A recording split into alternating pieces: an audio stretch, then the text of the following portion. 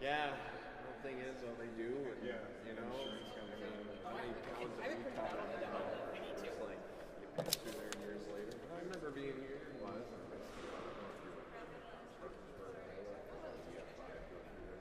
Oh, yeah.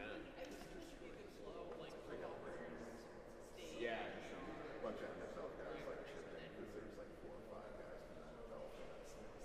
Yeah. What's the name of that town in Missouri? We were storm chasing. Went out local.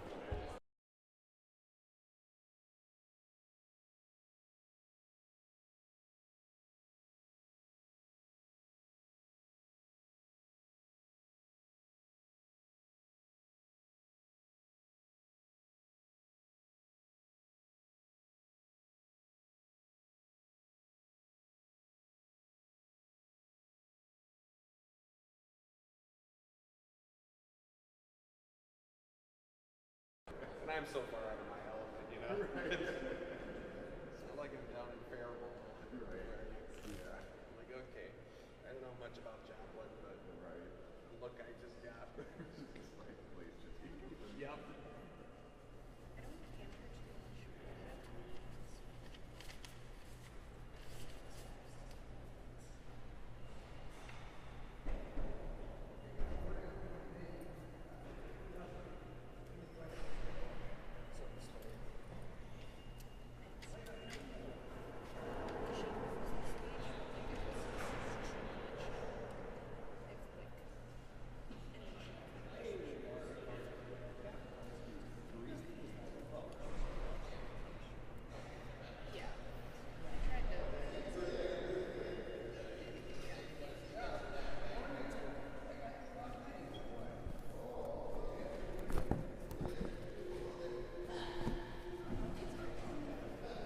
Okay, and then right channel audio. Check, check, check.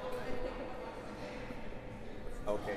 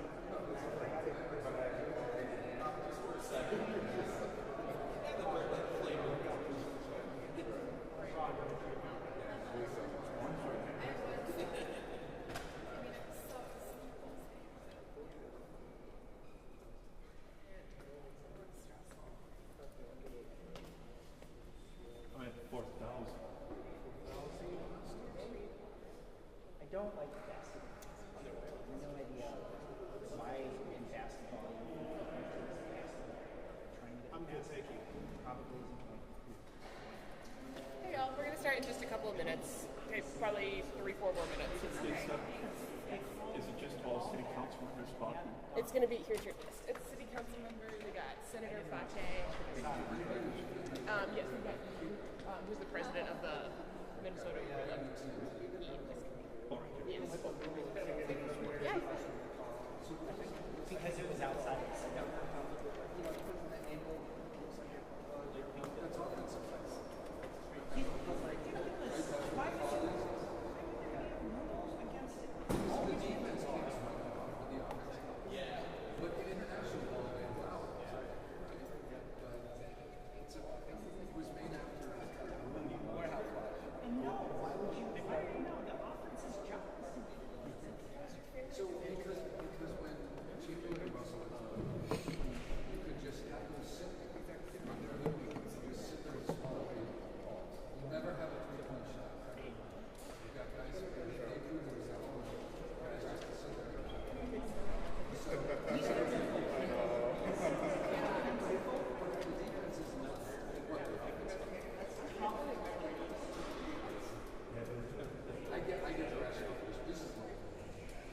It's like one of those like really cool alley ducks on the back. You could call that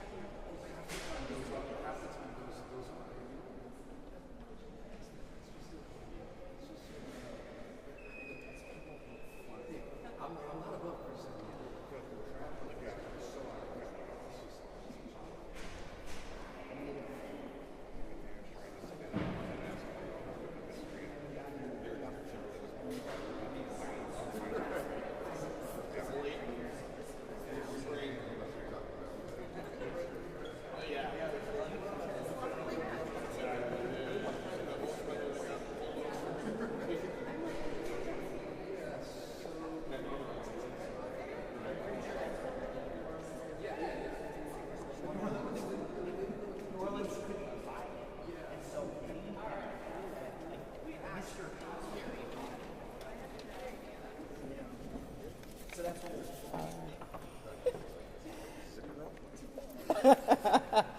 Good morning, everyone. Thank you all for being here today. In the fall of 2022, hundreds of rideshare drivers came to City Hall in this very place right here to tell us about the poverty, wages, and exploitative work conditions that Uber and Lyft were subjecting them to. These workers were mostly Black, brown, and immigrant, and were struggling to pay rent and support their families. They asked us to stand with them in their fight for minimum wages and basic worker rights protections that they have long deserved. And from the first day, it was obvious to me and some of my colleagues, many of whom are standing behind me this morning, it was very clear to us that standing with these workers were the right thing to do. And 18 months later, we are here celebrating the fruits of our collective labor, which is a statewide policy that sets minimum compensation and gives drivers at least a nearly 20% increase in wages and some of the strongest worker protections for drivers in the country. This victory was only possible because drivers like Eid, who is standing with us today, and their socialist and progressive allies on City Council as well as in the state were not deterred by corporate lobbyists and repeated vetoes. We persevered and passed a strong ordinance this March that set the terms for the state policy that we are celebrating today. The Minneapolis ordinance and its reverberating impacts represents an existential threat to all corporations who think that they are above the law and who are used to being able to bully elected officials into letting them exploit workers.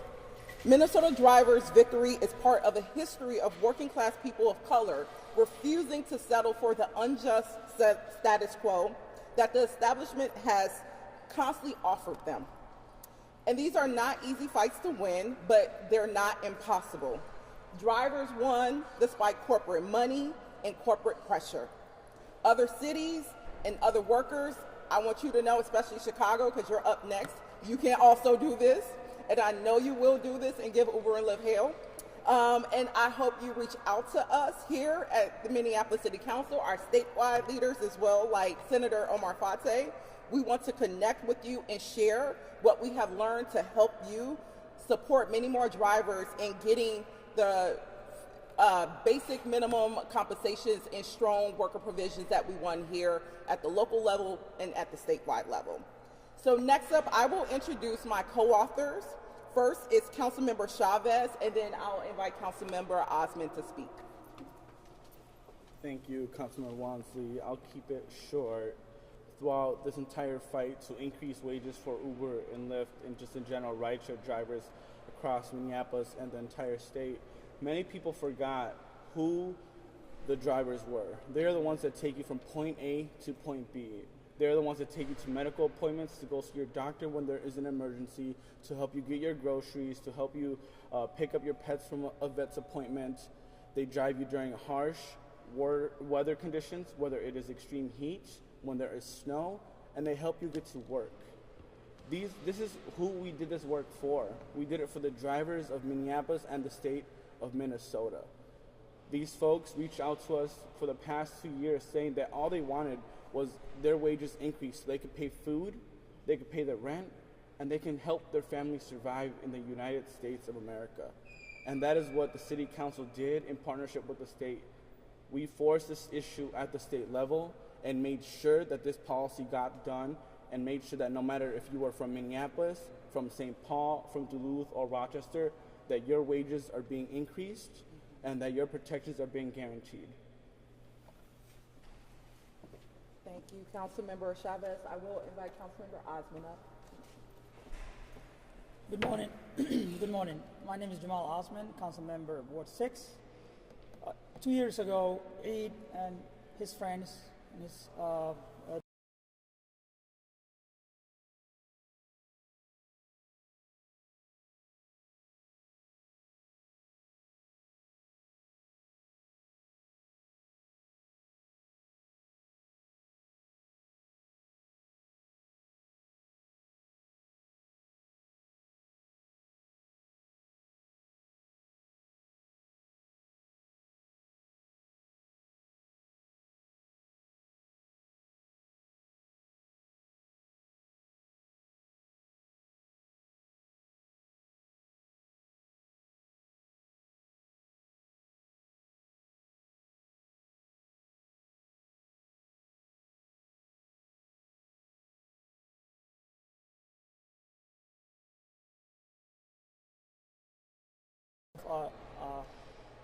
challenges, fear tactics that Uber and Lyft are leaving. Our city is doomed, and all kind of fear tactics that was used to scare us, to make policies that really help the drivers and low-income people.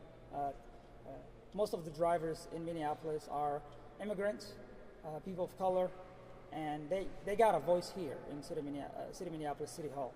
And that voice, we carry that voice through the state, and I'm so proud of my colleagues, and so many pushbacks. We didn't give up.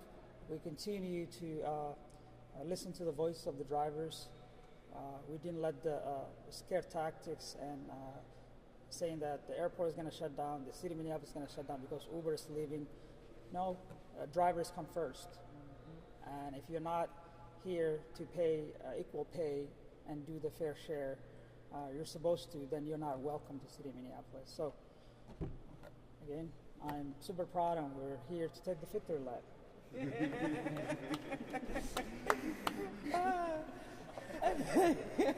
I love it. Next up, I would like to invite our state champion, Senator Omar Fate. Hello, everyone. My name is Omar Fate, State Senator. I represent District 62 in South Minneapolis. I first want to say thank you to my colleagues at the city level for inviting me to be a part of this today. I am honored and excited that we were able to get it across the finish line this year. I was one of the people that attended the first meeting 2 years ago in Bloomington, where Eid and the drivers invited us to hear from the drivers. And going in, I was expecting maybe a small roundtable discussion, a couple dozen people, but instead we saw hundreds of drivers show up. all of them sharing their stories. They shared the same stories that we heard in committee, stories of folks that are working for poverty wages, folks that were getting deactivated wrongfully, folks that have been beaten, shot, hurt, assaulted, going to the hospital, nothing happening in terms of compensation, and on top of that, getting deactivated. We heard from a lady that spoke about her husband being a full-time Uber driver and getting murdered on the job and receiving no compensation or justice from it. And these are just heartbreaking stories. These are multi-billion-dollar corporations that enjoy their profits and their revenue because of the work of the worker, because of the labor of the workers, because of the drivers. They wouldn't be enjoying all their CEO bonus packages and all that without the work of the drivers. That's just the truth of it. And what we saw that the city and the state united, and the city actually forcing the conversation to make sure that these workers are protected. And with that, we have now the strongest labor protection law statewide in the nation for rideshare drivers. And that's something we all can be proud about.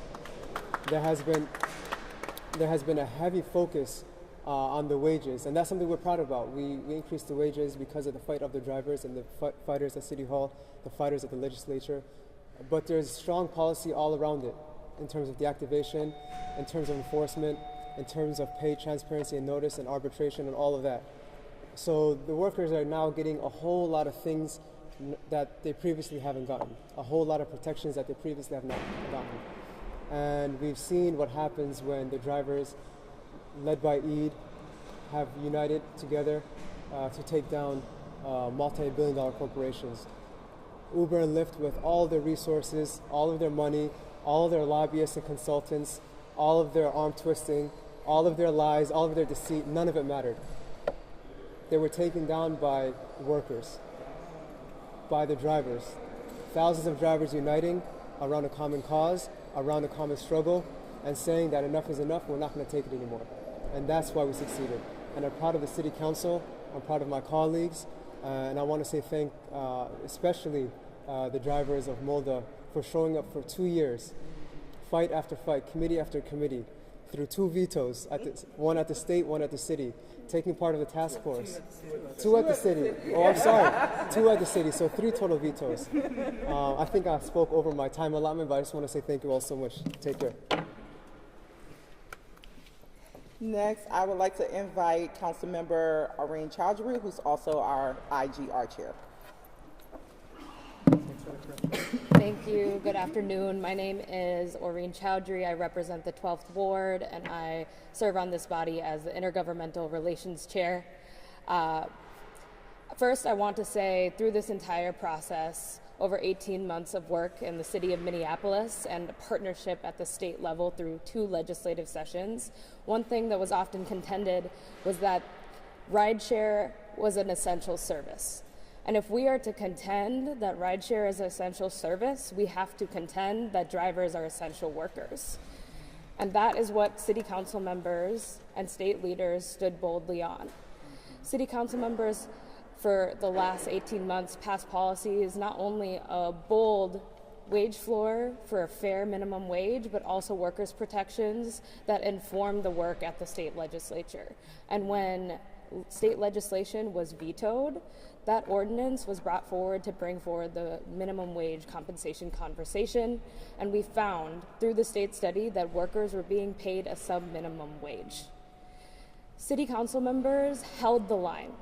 We showed up to the Capitol day in and day out for weeks. We made sure that we were able to build a partnership with our state leaders by making sure that there was an extension for us to have the conversations that we needed. And through that, we were able to hold the line and not blink when corporations made fear-mongering threats that they have made in other cities and other states to leave behind workers, to leave behind community members who relied on rideshare. And we said, no, that is not right. It is morally incorrect to pit working people who drive people around our community against working people who rely on those services. We said we have to push the envelope, and because We leveraged our policy and stood boldly as the city of Minneapolis, the largest city in the state of Minnesota. We were able to maximize what we got at the state legislature. We were able to win the strongest policy in the nation, in the state of Minnesota, and now rideshare workers are going to see a 20% increase, and they're not going to have to wait another year for that to happen. I'll just say lastly, this is an example, a perfect example of how city and state government should partner when it comes to labor, should partner when it comes to workers' protections. This is what we have done when it's come to our $15 minimum wage, paid family medical leave, our conversations around sick and safe time. And here today, when we're talking about workers' protections and a pay floor and data transparency when it comes to rideshare. And this is not the last round either on this issue. There is more to do, and I'm so proud to say, out of the work between the city and the state, we were able not only to get this policy, but we were able to break up a duopoly, or start to break up a duopoly. We expanded the market. We have 2 new rideshare companies licensed in the city of Minneapolis, licensing at the airport, licensing in our city across the river in St. Paul, and just reshaping the way that this market works and giving riders an option who did write to city council members saying, we do not want to rely on a service that is exploiting workers. I think that's something to be proud of, and I look forward to seeing how this work continues to grow, especially in cities like Chicago, work in Massachusetts, and I even heard from a Denver City Council member that they're looking closely at the work that the city of Minneapolis and the state of Minnesota is doing. Awesome. Thank you, Councilmember Chaudhary. Next, we have the ultimate champion here, Mr. Eid Ali from the Minnesota and Uber and Lyft Driver Association.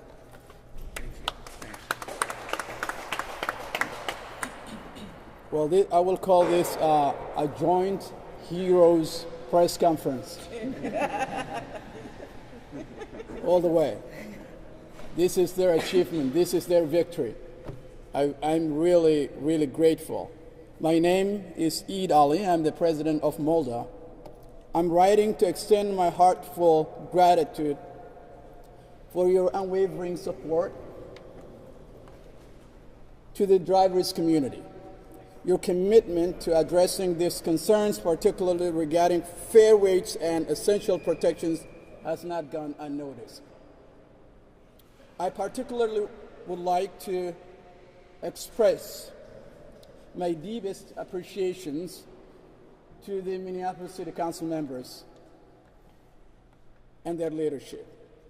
If I would name the authors, Councilmember Wensley, Chavez, and Osman, thank you so much. This is something that City of Minneapolis will really be proud of it, and it will go down to history. Again, I would like to say it again, in particular, I wish to express my deepest appreciation to City Council members and as well as the esteemed leadership for championing the cause of our drivers. Your dedication to advocating for their rights has not only empowered them, but has also set a remarkable precedent in our city's history. It's evident that without your steadfast resolve and genuine concerns, the driver's voice might have gone unheard. Your tireless effort have led to tangible progress, and for that, the drivers and I are truly grateful. As we acknowledge the strides made, let's not overlook the significance of your contributions. It's your exemplary leadership and perseverance that have paved the way for this victory. Your place in history as advocates for equitable treatment and dignified work conditions is secure, and no one can diminish the significance of your achievement. Once again, thank you so much. Thank you for your admirable work and dedication to the drivers community. It's an honor to recognize your invaluable contributions. Thank you, thank you, thank you. Eid, I think on behalf of every single one of us, we can literally say thank you. You are a force to be reckoned with. And our state and our drivers in our city is so fortunate to have you as a leader here. To close us out, I will invite Council Vice President Chuck Tye to share some comments. Good morning. My name is Aisha Chugtai. I'm the Vice President of the Minneapolis City Council. Thank you all for being here with us to celebrate this historic win for rideshare drivers across Minnesota. Like everyone who's spoken before me, there are a lot of people to thank for the work that we got done for getting to this moment, but none more than drivers themselves. They have shouldered this fight for 2 years now, organizing themselves to stand up against the exploitation they were experiencing, and they did not give up. Not when major corporations denied them, not when the governor vetoed them last session, not when the mayor vetoed their policy twice over 2 years, over the last year. No matter what opposition they faced, they kept pushing forward. And in Minnesota, the work that has been led by Mulda is invaluable. Thank you for your work. I also have to thank my colleagues, Councilmember Osman, Chavez, and Wansley, who demonstrated clear and unwavering leadership on authoring this ordinance in Minneapolis to put working people first. Councilmember Chowdhury, our Intergovernmental Relations Chair, who worked tirelessly with our partners at the state to make sure that we got the best possible policy for working people. To our Council President Payne for his steadfast leadership in making sure that our council stayed united in this fight throughout every step. And then, of course, thank you to our leaders at the Capitol, Senate Majority Leader Aaron Murphy, House Majority Leader Jamie Long, and the author in the House, Representative Hoden Hassan, and of course our Senator Omar Fateh, who worked with us every step of the way, who worked with drivers every step of the way. Throughout this entire, the progression of this issue, it has been the goal of our council to show that we are not here to serve the whims of corporate interests. We are here to serve the people of Minneapolis. We are here to serve the people who make our communities and who provide an essential service. That includes supporting the regulation of out-of-control companies and advocating for working-class people who fall into communities that are often left behind by every level of government. The corporations who exploit their workforce, and a workforce 70% of whom in Minnesota are people of color, 61% are immigrants, 60% are black. The corporations have tried to browbeat lawmakers away from any form of regulation, to browbeat us into leaving our own constituents behind.